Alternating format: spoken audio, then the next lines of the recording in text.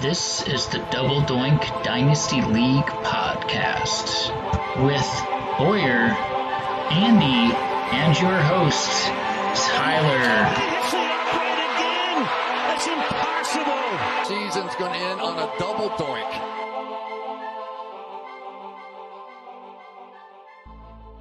Go. Welcome into Double Doink Dynasty podcast, presented by two of your performance-enhancing dads. What's happening, Andy? Not a lot. Glad we could find some time to talk Dynasty. Yeah, Boyer didn't want to join us for that, though, so here we are. He's sleeping or something. I don't know. Yeah, he avoided us for the Friar trashing and the other one, and now he just avoids us for Dynasty. I don't know. He's picking his spots. All right, so what we're going to do today, we're going to go over-unders.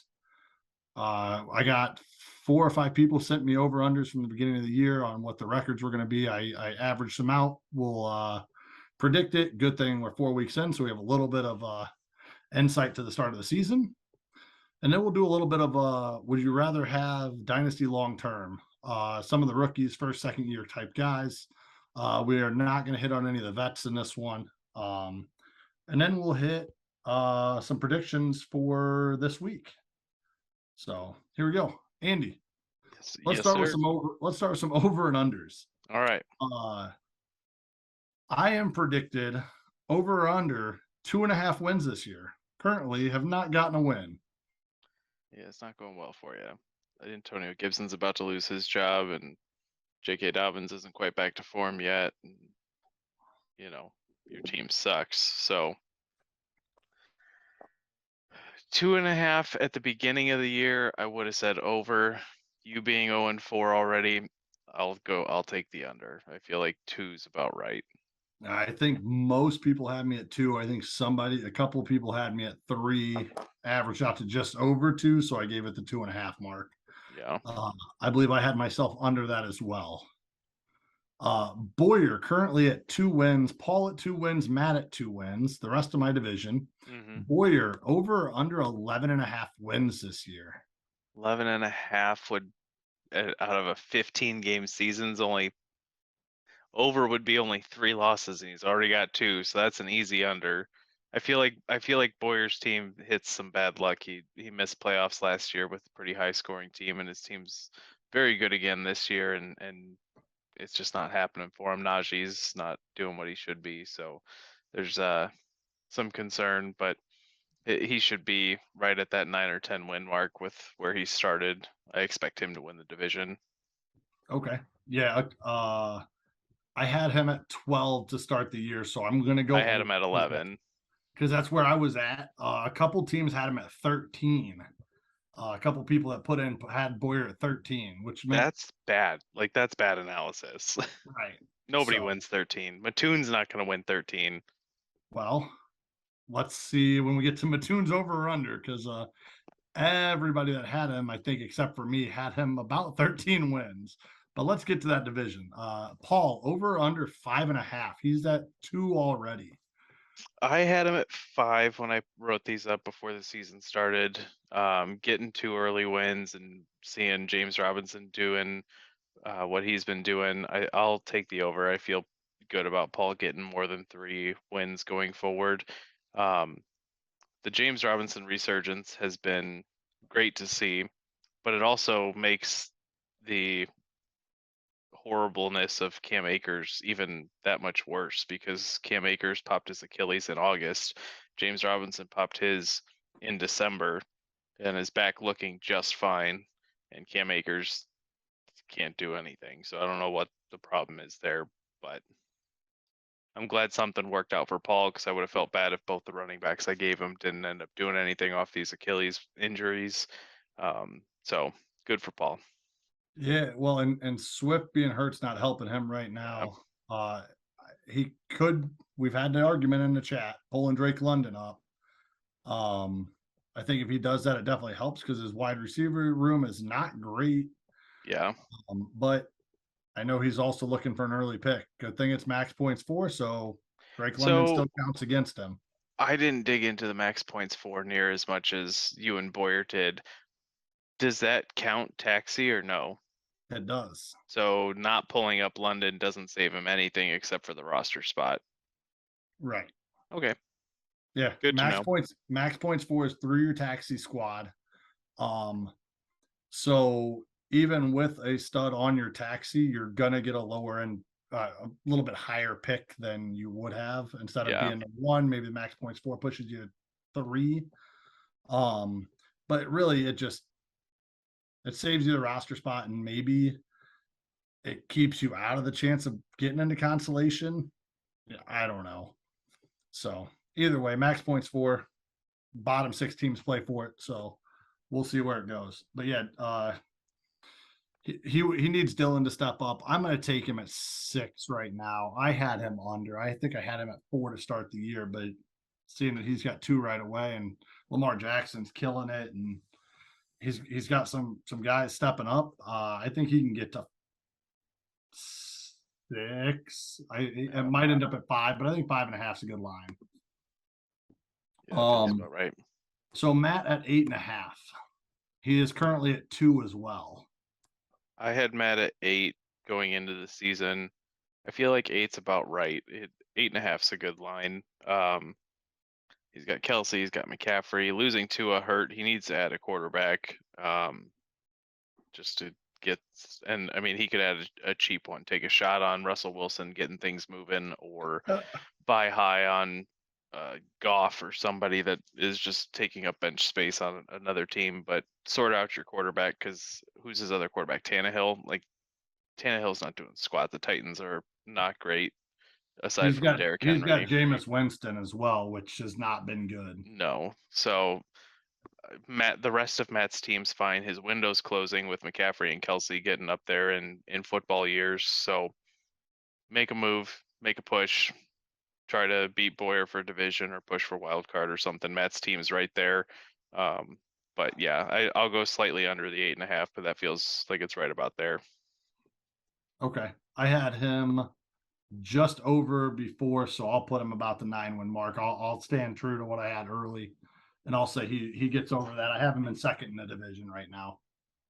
So, all right, Andy. Yes, sir. Are you going over or under 11.5? Oh, under. I had me at 10 in the preseason, and I just lost Javante, so that's an easy under. I'm trying to figure out a move to add a piece, because I think my starting lineup's fine, but as soon as bye weeks hit, I am fucked. So I'm trying to figure something out for a stopgap.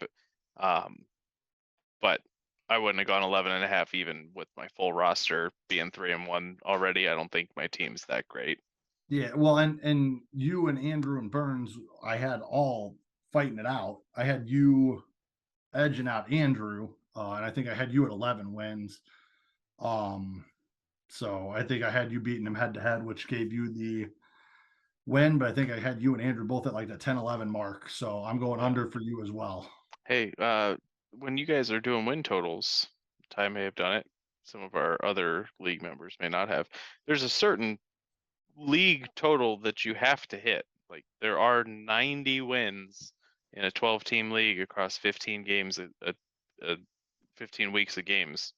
So if your totals add up to 105, we're not all going to win 12 games. Like, that's just not how it works. So I'll forgive a little bit on either side, but if you're just throwing shit at a wall and thinking everybody's team is great except for Ty and Nolan's, then you got to do better, guys. Yeah. these are averaged. Some of these are way high. And they should average to 92. If everybody hit 90 and you average them, it'll still hit 90. Well, I don't know what to tell you, man. I'm just saying, right. Get your shit together. League. I ended up having I went through game by game, week by week to decide who was going to win based on what they had to start the season. So that's exhausting. I went game by game all the way through. So hey, more power to you. I can promise you I had 90. Attaboy. But now I'm guessing on the over-unders, things could be a little bit different due to where we're at. Yeah. So, all right, Andrew at 10.5. He's got 2 wins right now. Well under. Losing Dak hurt, and I mean, his team is still decent. Jonathan Taylor being hurt and not good is weird. Nobody saw that coming. Right. So like his team's in a rough spot. But even still, I had him at 9 wins going into the season when everybody was healthy, and we thought Jonathan Taylor was the #1 overall pick. So he wasn't going to get there. Yeah, I have him under right now as well. Not looking super promising, but he's still got a shot to win this division. But I've got him under as well. So takes us to Burns, which is won one game through 4 weeks. Burns is interesting. Right. Go ahead. What's so the total? He's got 1 win right now. 9.5 is his projected total from the averages. Yeah, 9.5 was way too high. Again, calm it down, ladies. I had him at 8 going into the season, and after week 1, I think we as a league all collectively shit our pants when we saw Chase and Jefferson go nuts in week 1, and we were like, well, shit, Burns owns us for the next 10 years with these two, and Breece Hall is going to be a thing sooner rather than later, but it still hasn't quite happened yet, and like the rest of his team is still good, but I think well under whatever number you said. I've already forgotten. It was way high. I don't think he hits the 8 that I had originally guessed. But I still think he's right at about a 500 team, which is 7 or 8 wins. So being in the hole a little bit, put him at 7 now. Yeah, I had him at 9 wins to start. I had your guys' division at like 10, 10, and 9 or something like that. I had you guys fighting it out, all pretty close except for Underhill. So I'm gonna have with him only going 1 right now. I've got him going under 9.5. Yeah, that's fair. Underhill, some people had him down at 1, some people had him at 6. So Undy's team is not that bad. It's not great, but it is not that bad. He is currently at 2 wins, projected at 4.5. Tell me he's going over it, and we're gonna over easy. I had Undy at 6 preseason. Yeah, he's got Mahomes, he's got Hurts, which we didn't know was going to be this great. But like Jacobs and Connor are both fine running backs. Waddle, Hollywood, Terry are fine wide receivers. Waller's a good tight end. Darrell Henderson, like he has Corduroy as well. Yeah, his starting lineup is fine. It's not great. He's not really looking at playoffs unless he gets a couple lucky wins here or there, makes a big splash. But like this is not, I'm sorry, a Colin Nolan or Tyler Reed team that I'm looking at here. This is a fine team. It's not in a great spot long term, but this year is fine. I had Underhill at 5 wins before the season, just because I had him losing to Burns, you, and Andrew most of the time, which is rough. Yeah, your division is tough. I had him losing 6 games there alone.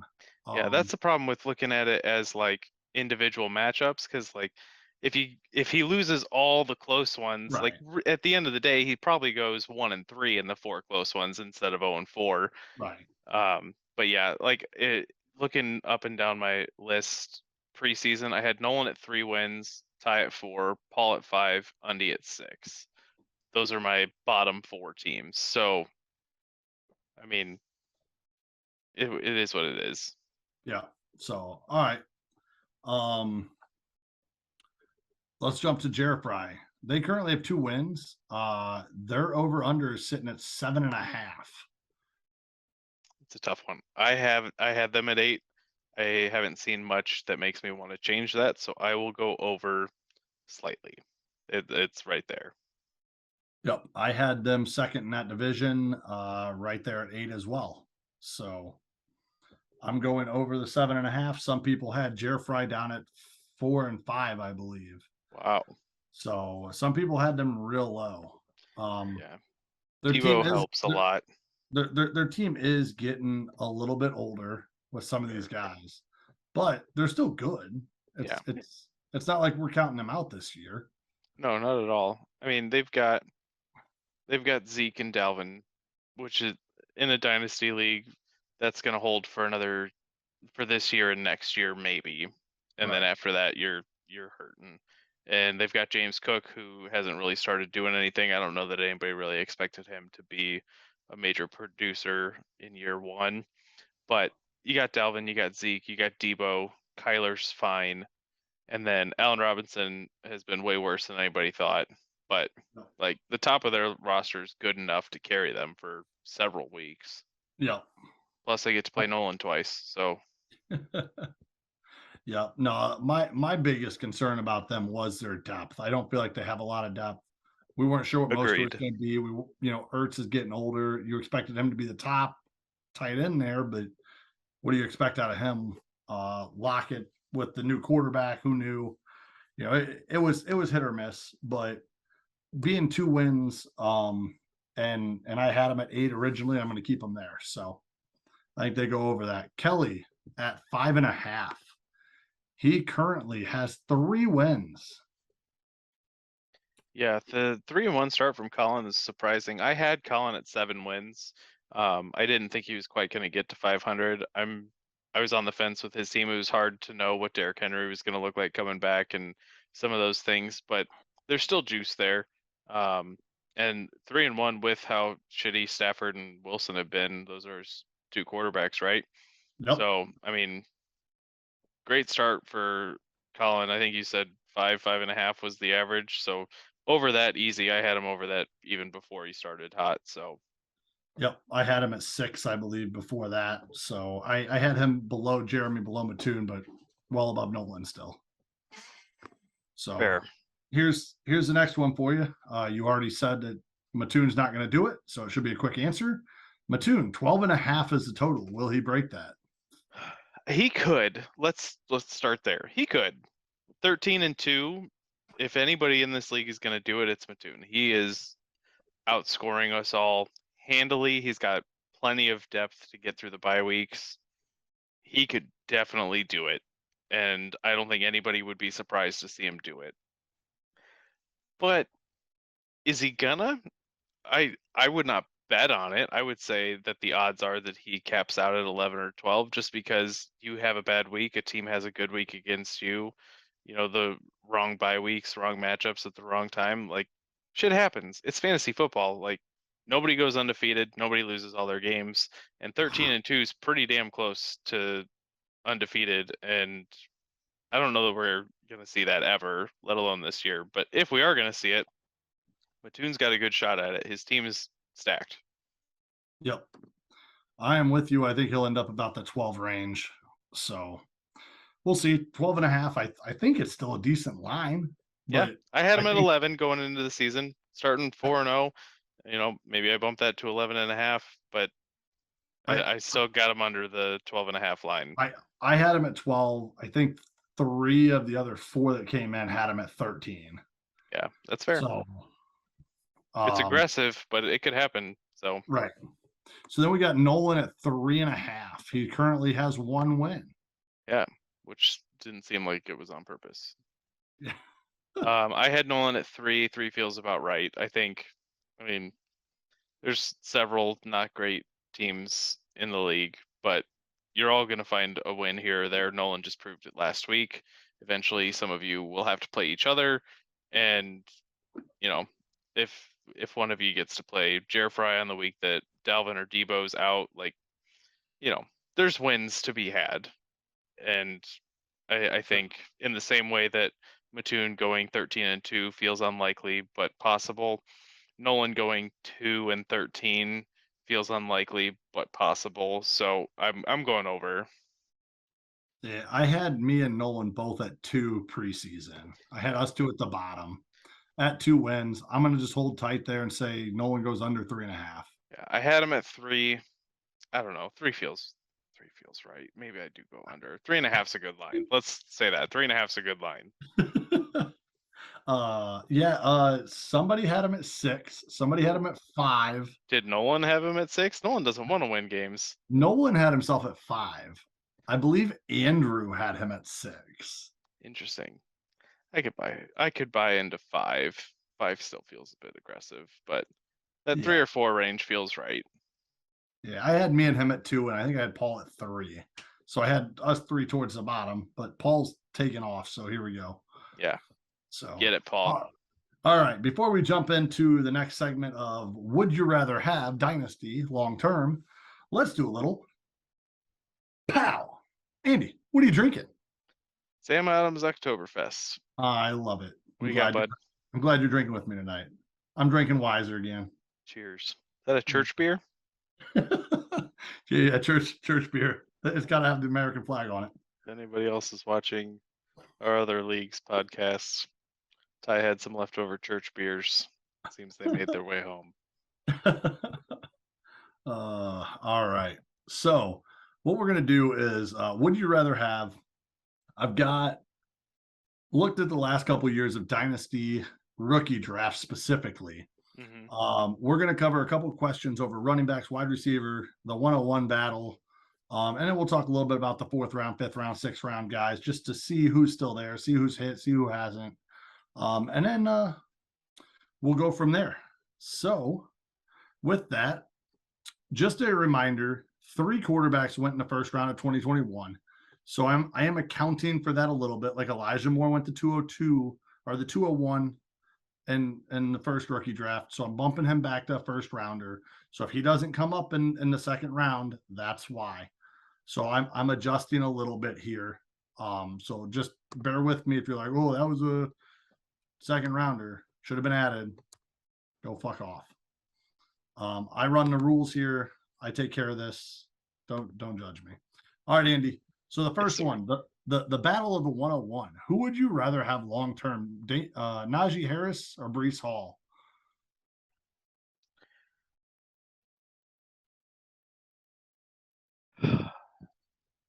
I gotta go Najee. Najee's year last year was incredibly impressive. The way the Steelers run a bell cow far more than most other teams in the league. Michael Carter's still there, and it's not like he's an older guy that they're trying to get away from. He's also a young guy who's gonna, is he gonna win the job? No, it's Breece Hall's job moving forward, but he's gonna be there. He's gonna be annoying. He's gonna take touches away. I think the Steelers' offensive line has issues. The Jets have retooled their offensive line to the point where it's decent, but I mean, this season, neither one of them looks really that great so far. Breece Hall has outscored Najee this year. Yeah, that doesn't surprise me. Najee's been struggling, but right. I think Najee has the opportunity. On the whole, if you look at the organizations that they play for, I would be surprised if the Steelers are bad for the next 5 years and the Jets are good for the next 5 years. So I think that Breece Hall would need some help to jump Najee in the, over the span of his career. But especially with running backs, it's all going to come down to who stays healthy. But yeah, having seen what Najee did last year, being a top 3 fantasy back, got to put my money behind him. Sure. I would agree that I would want Najee Harris. I had this conversation with Mattoon a little earlier because I just asked him just to see what his thought was. Everybody would say Najee Harris in a heartbeat. And I said, I don't think it's quite as black and white as we're taking Najee Harris hands down, no problem. I also think it's what kind of team you are. Najee Harris is 3 years older, came into the league later. He got all those carries last year. I don't think he's going to get the same amount of touches, but I also don't think Breece Hall is going to get the volume that Najee gets. Right. But Robert Saleh in New York, he knows how to use his running backs. So I think if Breece Hall can be a stud, and he's got the talent, Saleh can use them.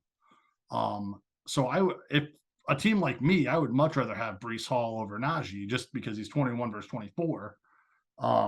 But for the next 3 years, I'm going to say Harris is going to be the better back. Can I cheat and say that I'd rather have Bijan Robinson? No. That comes cheating? next year. Yeah. We'll discuss him versus that guy. So, all right. So Harris is a better 101 right now. We'll see what happens moving forward. All right. So round 2 running backs outside of Dameon Pierce, because he's got a starting role. Outside of Tyler Algier, he got a starting role.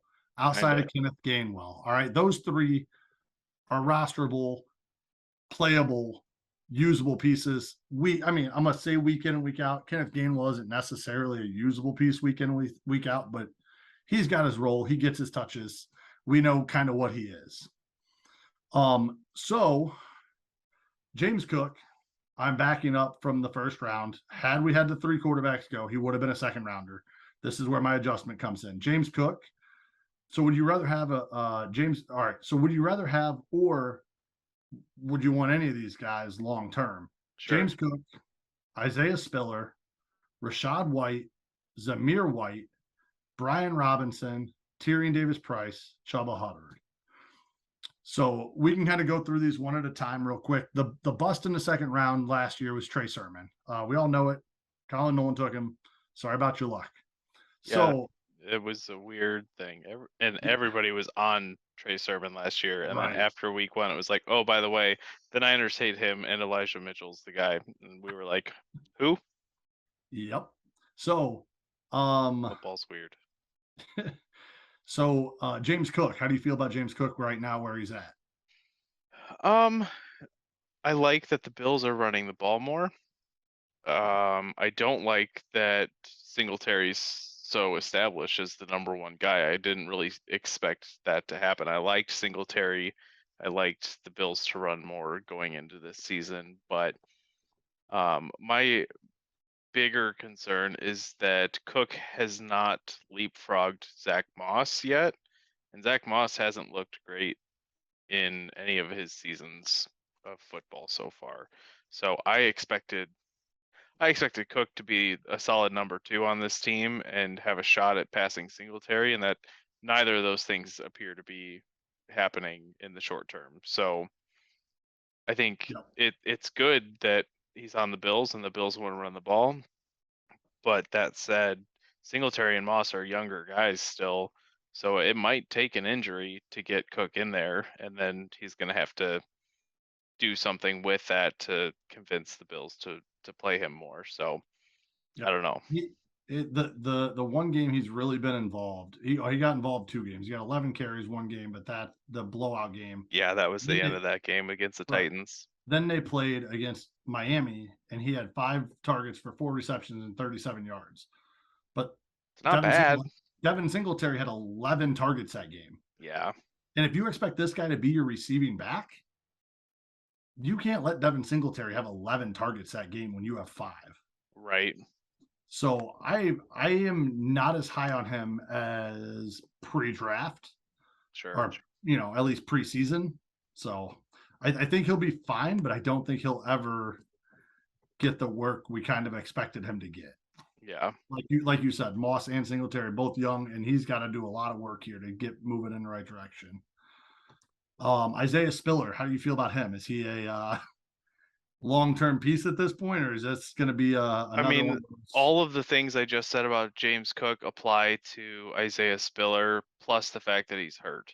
So, I knew he was going to be behind Austin Eckler on the depth chart. I figured that they might be spelling Eckler a little bit this year to help keep him fresh and whatever, but that whole offense has not been great. They've lost an offensive lineman. Herbert's been hurt.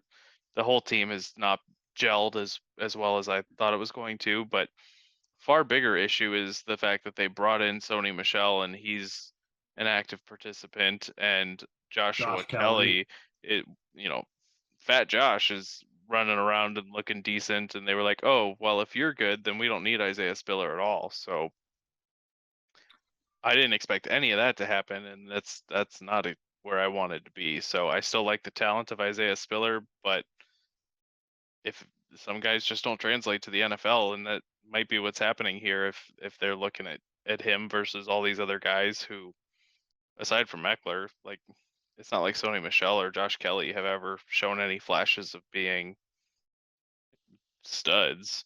Right. So, I had hoped that Isaiah Spiller would have those flashes and would force himself into the conversation, and that has not happened. So very disappointed. Coming out of the combine, a lot of people were nervous about Spiller. They weren't thrilled about his 40 time. They weren't thrilled about some of his combine stuff. A lot of people were saying that he may not translate well, and except for maybe being a goal line back. And it may be showing right now. I am on the nervous side of Spiller. to at best. I'm nervous about him. As a where he could Spiller be owner, moving so forward. am I. Luckily, I don't have to worry about it yet. So, all right, Rachaad White, how do you feel about him right now? Rachaad White's the Tampa guy. Yes, Tampa Bay backup. And Zamir is in Vegas. Yeah. See, I You dynasty. dynasty. Rachaad White, I like a fair amount. He's had a little bit of production here and there, which is good to see that he's been involved. He seems to be the number 2. Keyshawn Vaughn's not doing anything, and I don't remember if they have a third guy. Is Gio still there? I don't know. Gio Bernard is still there as the technical number 3 with Vaughn. Vaughn's been inactive for Bernard a couple weeks, so I think he's effectively out. So Rachaad White is pretty much solidified that number 2. Yeah, so it's good to see he's been getting some production. I think of the names we've talked about so far, Leonard Fournette is most likely to miss a game or two, and give White that opportunity to get in and get some good run. And then Fournette's also not a young guy, so there's a good chance that this could be his job going forward. So of the options we've talked about so far, I like White the best. Yep. So we'll jump into Zamir real quick. Zamir's been jumped over by Brandon Bolden. They brought a couple other guys in. They haven't seemed to give him the workload that everybody expected right away.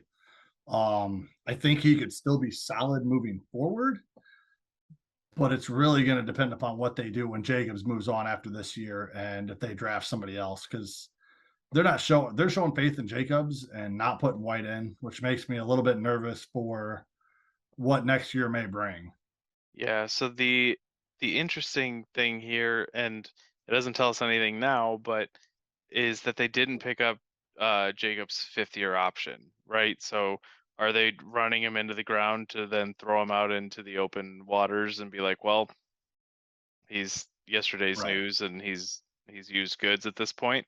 And then Zamir White gets a chance, and hopefully he's learned how to pick up blocks and all of the things that rookies don't know how to do, and that's why Bolden and Abdullah are getting more looks. But Josh Jacobs has been good so far, and I don't expect Zamir White to contribute very much this year, but it'll be interesting to see what happens going forward. I think that there's a door that could be opening starting next year, and Zamir White could be that guy. My guess is that they'll bring in somebody to be competition for him, so it's no sure thing, but the opportunity ought to be there, which is better than some of these other guys can say.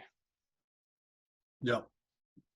All right, so Brian Robinson's finally coming back. How do you feel about him? He's going to take over at least probably a split backfield with Gibson. Man, Plexico 2.0 is apparently showing some burst at practice today. I saw a tweet that was like, yeah, he ran up the middle and Ron Rivera slapped him on the ass and said, good for you, buddy. So for as bad as Gibson's been the last 2 years, which last year was some efficiency concerns, but a lot of turnovers. And this year it's just been, well, you're not very good at this football thing. So all of the hype from Gibson's rookie year 2 years ago is just gone. And then you've still got JD McKissick. So unless Brian Robinson has some of those rookie issues with pass protection and blocking and all of the things that rookies tend to struggle with, my guess is they're going to get him in there, and he can't look much worse than Gibson. So Gibson is still there, but the important thing for everybody is that Brian Robinson seems to be healthy and recovered from being shot twice in the leg, and he'll be on the field this week, it looks like. So great for him. Great comeback story. Yeah, I think here in the next couple of weeks we'll put him up with Pierce Algier Gainwell, where he has a role and he won't even be in this conversation with some of these other guys. So, Tyrion Davis-Price, I have a feeling he may be Trey Sermon 2.0 right now, which makes me nervous because I kind of had high hopes for him coming into the season as a Niners fan. Yeah, the injury sucks because Mitchell went down, and I was like, "Ooh, maybe TDP gets some opportunity here," but nope. Everybody on the Niners is hurt. You want somebody to The get hurt? Bet on a Niners running back. the problem was he was already a healthy scratch going into week 1. And Right, but I when mean, you guys Mitchell have so many running went out, backs. they went straight to Jeff Wilson, and that's not going to change unless there's another major injury. So even then, they're talking Jordan Mason may take over TDP, and if that's the case, that's an Elijah Mitchell, Trey Sermon situation, and that's not looking good. So Yeah. he may be down there with Sermon in the bus situation sooner than later too. So Yeah, it's a bummer. If he gets healthy, the way the Niners running backs go, Jeff Wilson will get hit by a bus, Mitchell will still be out, and he'll get a shot, and we'll see what he does with it, because every Niners running back gets a couple of games to start while the other ones are hurt. So right. we'll see. So last one in the second round running backs, Chuba Hubbard. Where are you at with him? Pretty much just a handcuff always, and he'll be Yeah, for that purpose only. yeah, I don't see him taking over. Like, Hubbard was serviceable last year when McCaffrey was out. He'd get you 10-ish points a game, nothing flashy, but he did what he needed to. The Panthers organization as a whole is not good this year. I'm hopeful that they get somebody new in next year, because they've got pieces, right? Like, McCaffrey's still there and still not too old to be good. DJ Moore, Laviska Shenault, Robbie Anderson. They've got Terrace Marshall, who should be a stud. Like, all Should of be. these pieces. So, like, I feel, and maybe I'm wrong. Probably I'm wrong, because I'm a Bears fan and I've seen this go exactly how you would expect it to, where they just keep sucking because it's a shit organization. But if you look at what the Dolphins did, where they fired somebody, they brought in a competent head coach that looked at the team and went, "There's a lot to work with here. Let's bring in one guy, Tyreek Hill." Granted, they brought in every free agent running back too, but none of them were like difference makers. Right. But he was like, "We need Tyreek Hill." And now the Dolphins are very good. So if there's a guy out there like Mike McDaniels that can come in and take the Panthers and look at them and go, "Wow, look at all this talent. If you don't treat it like shit, then they'll be good." Then maybe something happens. But even if that happens, McCaffrey's still there. So he's a And handcuff. once McCaffrey's gone, they're gonna bring somebody else in. Chuba's he's never gonna be a full-time running back. Yeah. He'll be handcuffed at best. So all right. So those are your second round picks for running backs that we were also excited about at one point. So let's see how the 2021 wide receivers round 2 and round 3 are shaping up. We all kind of know who the round 1 guys are, so let's hit through this round 2 and round 3. Amon-Ra St. Brown went 206. That guy's good. Yes. Other than that, would you still want most of these mid-round picks on your team? I don't want Dimey Brown on my team anymore, if anybody. I did not put him on this list for a reason. I don't remember if I took him in the second or not, but I feel like it was like the 2-3 turn last year, and boy, has that guy done nothing. So I kept Tutu Atwell off of here as a bust. De'Ami Brown was the 210. I left him off. What about John Mechie? I don't know when he got picked. He was 2022. So this is all last year.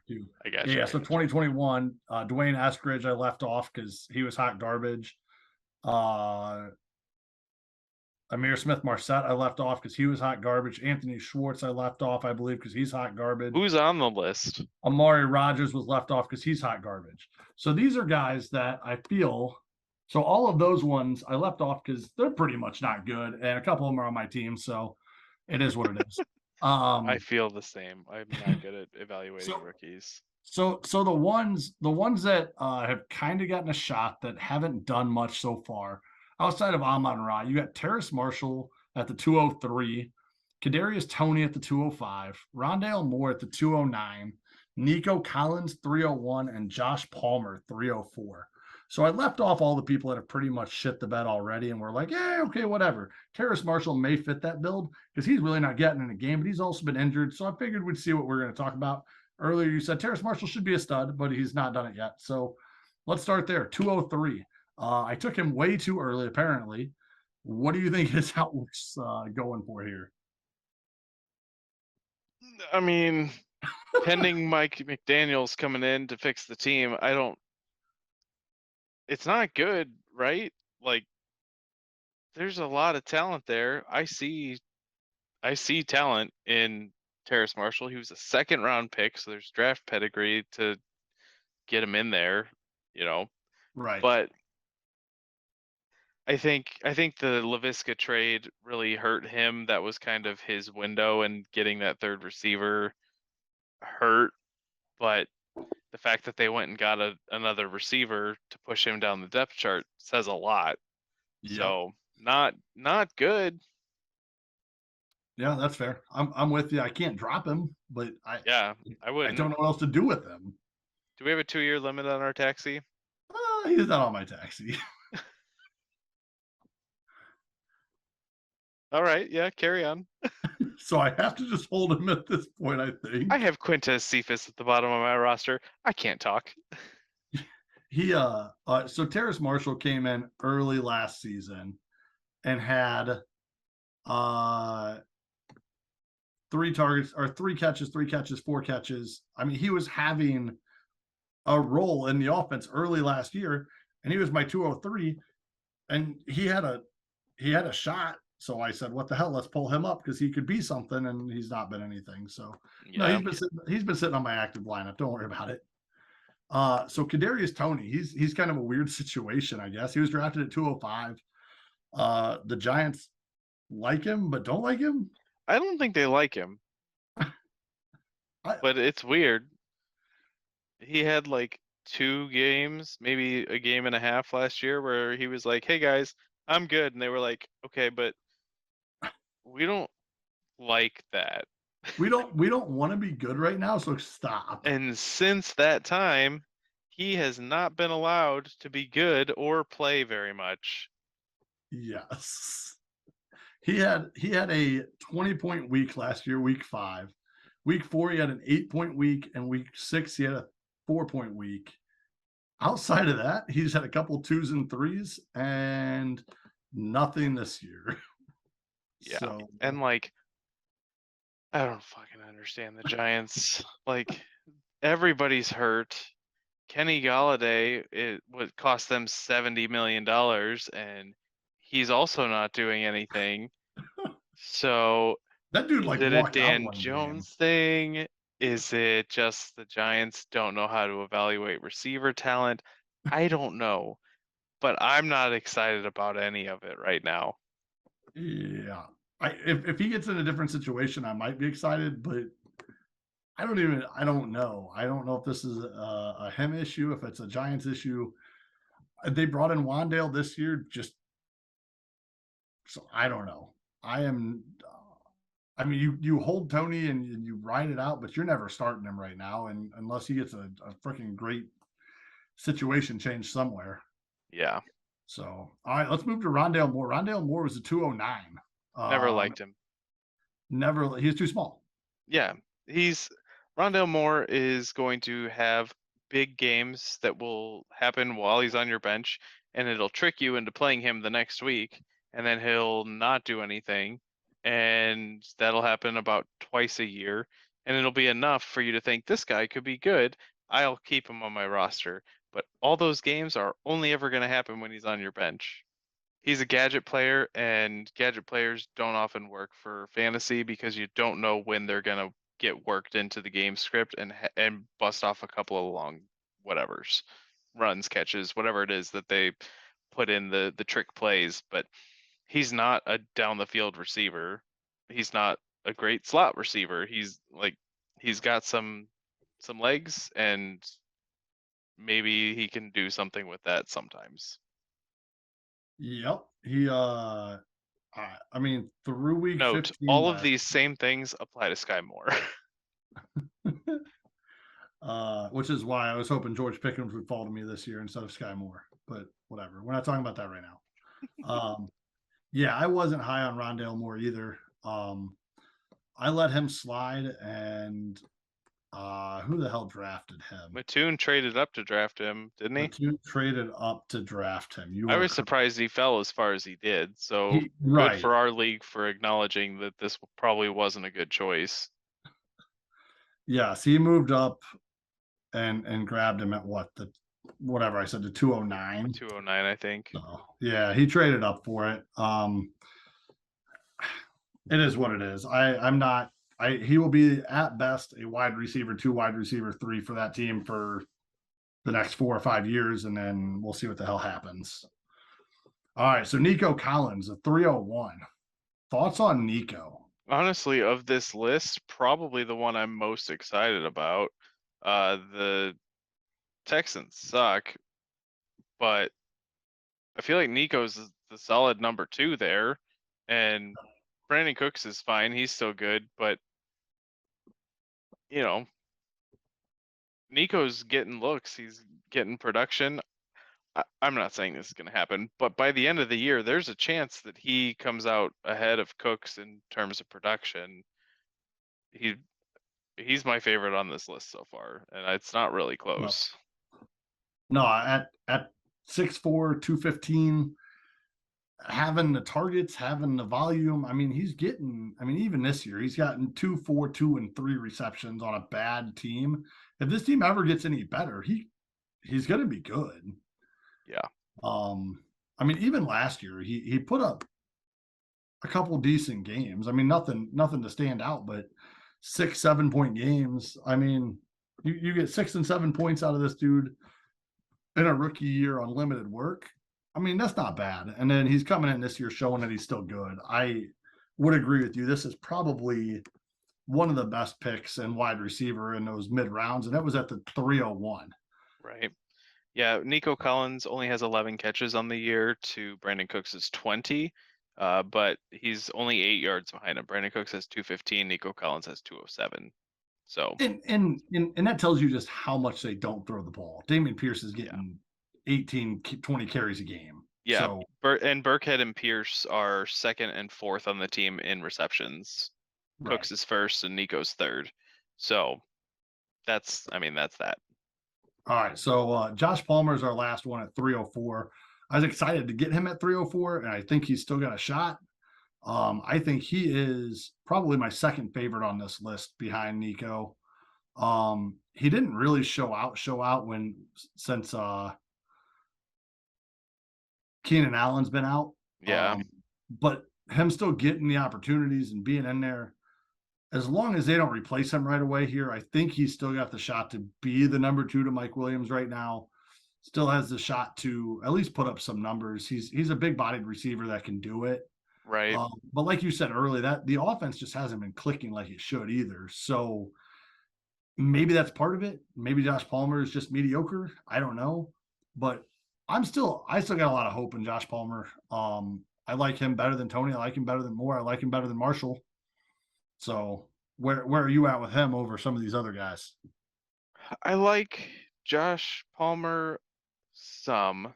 I had hoped that he would be doing more with Keenan Allen out.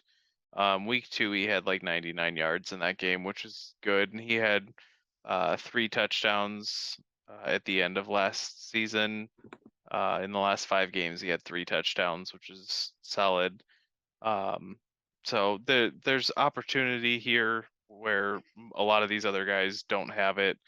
He's a 6'1", 210 big guy. He's already 23 years old. If that bothers you, I'm not real worried about it. Not at wide receiver. Yeah, but my problem is he finished last year strong, and I was like, oh, this is it. This is when they transition, and then they re-signed Mike Williams, and I was like, oh, they weren't ready for Josh Palmer yet to be their number 2. That sucks. Yeah, I would agree with you on that. That was not ideal, but no. I think they realized that Mike Williams is still a good receiver that they needed to make this what they thought could be a Super Bowl push, bringing in some other guys, but it's been a rough go for it for the Chargers so far. Yeah. Keenan Allen is 30 years old. So, and I believe his contract's up after this year. I'm trying to look. No, they've got him for one more year after this. So maybe there's a window to get in after that, but I mean that's 2 years away. There's a lot that can, Yeah, oh for sure. a lot changes. So Yeah. I'm not super jazzed about Palmer, but he's got more of a shot and he's getting more of a look right now than most of the other guys that we just ran through. Yep. So that'll tell you the 2021 second and third rounders looking real good so far. Real good. Dynasty's hard, guys. Yeah, it's tough to grab some of these guys. Don't draft Stymie Brown. So I like Diami Brown too. You took him, and I was not happy about it. And I'm glad you got him. Haven't liked him since I picked him. So, all right, let's jump into the 2022 real quick. Okay.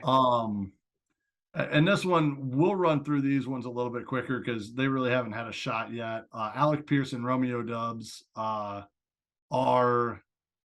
a 1 and 2 type situation. Dubs can be the 1 or the 2, depending on how you feel about him versus Lazard. I think Lazard is still the 1. So Pierce and Romeo are both probably the 2 in their offense. They're both getting looks. They're both getting targets. They're both doing their thing. So we're going to go ahead and exclude them. So I'm going to run through this list. And instead of talking about all of them because they have not had a lot or they've been injured or whatever, or they've got cancer, we will. It shouldn't be funny, but it's funny, right? All right. So Alec Pierce, Romeo Doubs, great picks. Alex Pierce 205, Romeo Doubs 311. That's a steal. It is a steal. So we're looking at David Bell at the 204, John Mechie at the 208, Wan'Dale Robinson at the 301, Tolbert at the 303, and Tyquan Thornton at the 304. Do any of those excite you? We don't talk about all of these ones since they're only their first year and not getting a lot of looks. But do any of those excite you at this point? To be honest, I'm checking what team some of these guys play for. David Bell's with Cleveland, the Mechie's Browns, with Houston. That one I knew. Wan'Dale's on the Giants. Tolbert is on Dallas. The Cowboys. Who's Thornton on? He was going to be one of the top receivers with the Patriots. Yeah, so I think the issue is the offenses here. Like, we've already been over the Giants don't know how to evaluate receiving talent. So sucks to be Wan'Dale, but the Giants picked you. That means you're bad. I don't want a Browns receiver. I don't want I've already forgotten what team Thornton plays for. The Patriots. I don't really want a Patriots receiver. Mechie has cancer. You don't want the number 4 in Dallas? Well, so that's where I was getting. Like, if there was an offense that I would be like, oh, I'll take a late round flyer on you being a contributor in an offense that throws it more than 12 times a game, not to the other team, it would be the guy playing in Dallas. Well, Tolbert has only played in 1 game. He's been a healthy scratch in 3 of the 4 games, and 2 of those 3, or two of the healthy scratches were before Michael Gallup got cleared to play. That's bad. That's real bad. Like, if you don't have wide receivers and you still don't want to play your rookie and he's a healthy scratch, that's Trey Sermon bad. Like, oh, by the way, buddy, you don't got to get dressed today. Like, that's bad. We'll pay you to sit over there. Just stay right. Over that way. So if it's me, I'm happy to just sit and collect a paycheck and not have to get hit. But if I own him in fantasy, I'm not happy with that. That's Diami Brown territory. All right. So the 2 I left off the list, Justin Ross, due to the neck injury that I'm not sure if he's ever going to play again. Yeah. And then Bayless Jones, I figured he was already we're not touching. But how do you feel about him real quick? If any better than anybody else?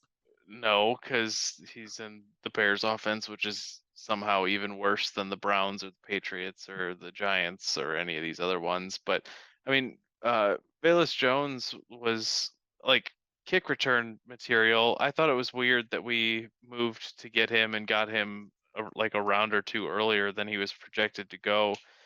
Like everybody all offseason was like, well, the Bears really need receiving help, and this was our solution. Like we drafted this guy the same way we drafted Hester. Like you are gonna return our kicks, buddy.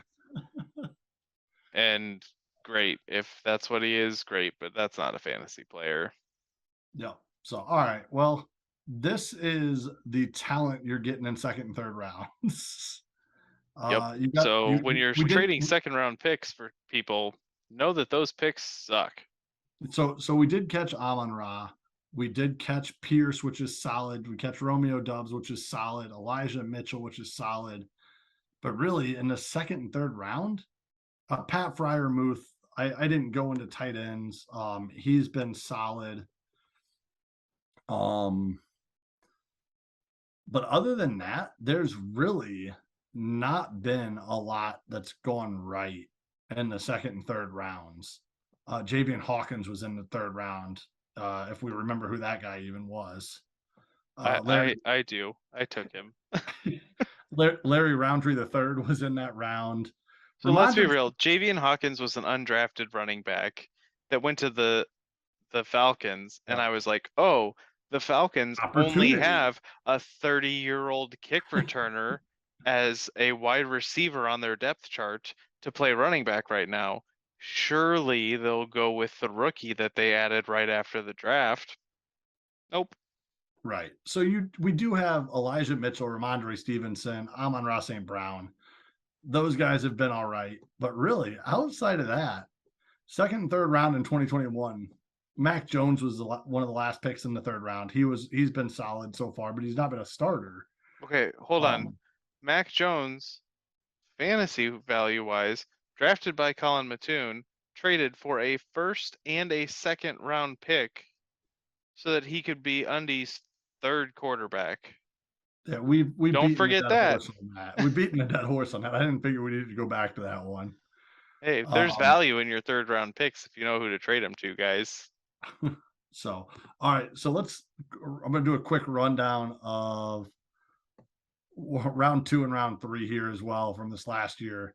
At this point, Alec Pierce, Tyler Algiers getting his shot.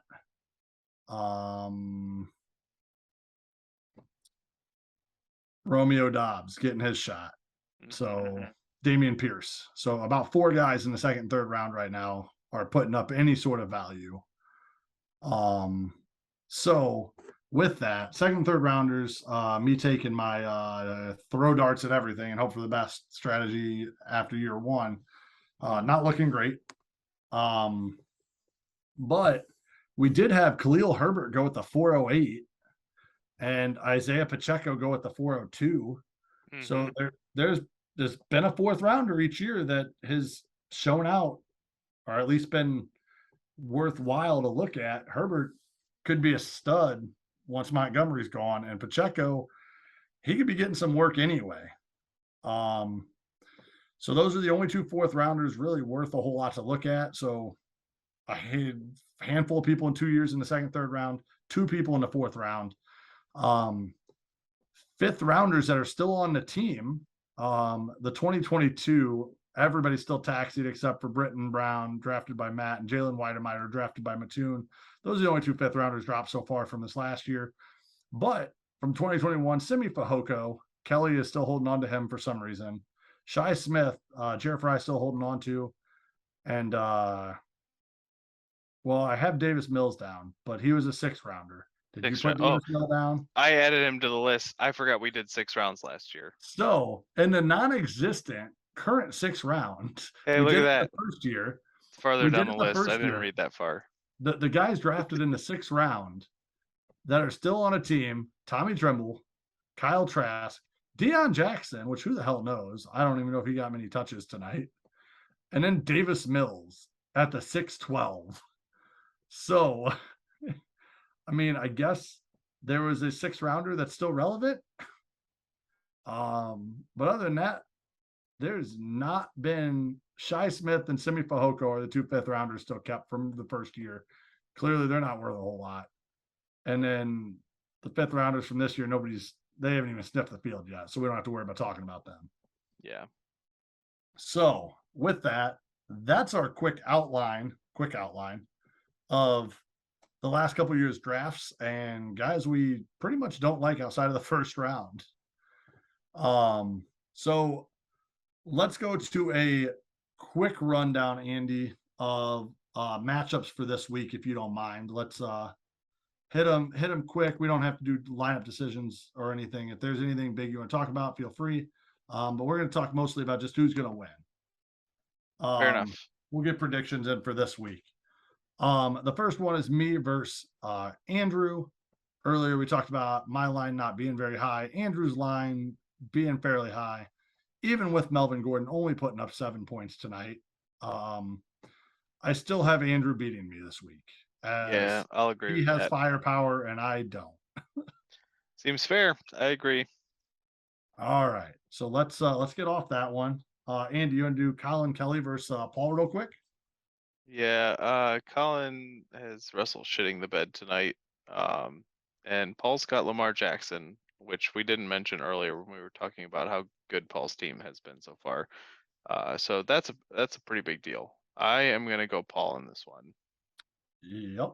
Even with the dislike at some of Paul's wide receiver and Cam Akers, I still think as long as Lamar does well, he's gonna beat Colin this week. So all right, Paul's getting his 3rd win. Didn't see that coming. Paul, if you need to trade for somebody, let me know, man. You Make a push. All right, so Underhill versus Boyer. I got Boyer. I don't have to look at this one. Yeah. All right, we'll take Boyer and move on. Colin Nolan versus Matt. You want to look at this one? I'll look at it real quick, but I got a feeling I'm going to comfortably take Matt in this one. So Matt had Cortland Sutton go for 7.4 right now. That feels about right. He's got McCaffrey and Barkley versus Sanders and Herbert. Yeah, Matt, easy. Okay. And cool. Kelsey. Yeah, I was going to agree with that, but I figured I'd walk you through it real quick. You versus Jeremy, I'm taking you. Yeah, Jeffrey could get me, but I would pick me. Yeah, and then Mattoon has Burns, which should probably be closer projected than it is. But yeah, Fournette could tear up the Falcons. Let's just call that out real quick. Jefferson for sure will embarrass the Bears. So there's a window here, but Mattoon's team's stacked. I'm still picking him. Yeah, I would agree. So I don't think we varied on any of those. So I don't think so. All the opposites are probably going to win this week because if you've followed us at all, we're not good at picking these. No, especially Tyler. The fact that I agreed with Tyler on all 6 of these bothers me a lot. I feel like these are more set in stone for the most part than, I'm not going to say set in stone because sometimes weird things happen because it is fantasy football. We talked about this. But a lot of these matchups are top heavy this week. Yeah. Kelly and Paul was the one I thought that there might be a variance, but with Kelly having 2 guys go tonight, bullshit the bed, it made that decision a little bit easier. Yep. So, all right. Well, I appreciate you jumping on, doing a quick rundown of some of the rookies, predictions. You guys got them. Pretty simple, pretty easy. If you disagree with us, let us know, but I don't see it happening. If you want to argue over and unders, let us know. If you have any other ideas, also hit us up because we'd like to give some new content, let you guys know what's going on in Dynasty outside of just predictions. So hit us up in the comments and the likes and the subscribes and that sort of stuff. And then we'll be back with you in a couple weeks with something new. We're out.